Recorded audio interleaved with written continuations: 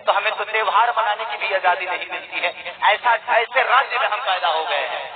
हमें ऐसे राज्य से नफरत नहीं है, लेकिन यहाँ के सिस्टम से मुझे नफरत है कि यहाँ के सिस्टम हमें कहीं का नहीं छोड़ा, कहीं ले ही नहीं गया।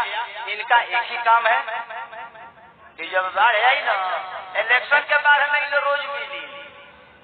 ये कई महीनों पहले का वीडियो है जो सोशल मीडिया पे वायरल हो रहा है, जिसमें खेसारी लाल कहते हुए दिख रहा है कि हम ऐसे राज्य में पैदा हो गए हैं जहां पे कोई भी रोजगार नहीं है, कोई सुविधा नहीं है, और यही कारण है कि हमें दूसरे राज्य में काम करने के लिए जाना पड़ता है। दिवाली और छठ मनाने के लिए दूसरे शहर के लोगों से पूछकर हमें बकरे और भैंस के तरह ट्रेन में भर भर के आना पड़ता है। बिहार के BJP, Congress, RJD, JDU, Lojpa जितने भी पार्टी का नेता है, उनको सोचना चाहिए कि वो लोग इसी के घर में बैठते हैं, उनके बच्चे विदेशों में पढ़ते हैं, पर बिहार के आम लोग को नमक रोटी भी खाने के लिए मुश्किल हो रहा है। गरीब लोगों को घर में अनाज नहीं है क्योंकि उनके पास रोजगार नहीं है। बीवी बच्चे को छोड़कर दूसरे प्रदेश और देश के अन्य राज्यों में जाकर जो है नौकरी करनी पड़ रही है। दोस्तों, तेजस्वी यादव हो या नीतीश कुमार या लालू प्रसाद यादव या चाहे जो भी व्यक्ति हो, बिहार में जितने भी लोग राज्य किए हैं वो लोग बिहार को आगे बढ़ाने का जो है काम नहीं किया है, और यही कारण है कि खेसारी लाल यादव को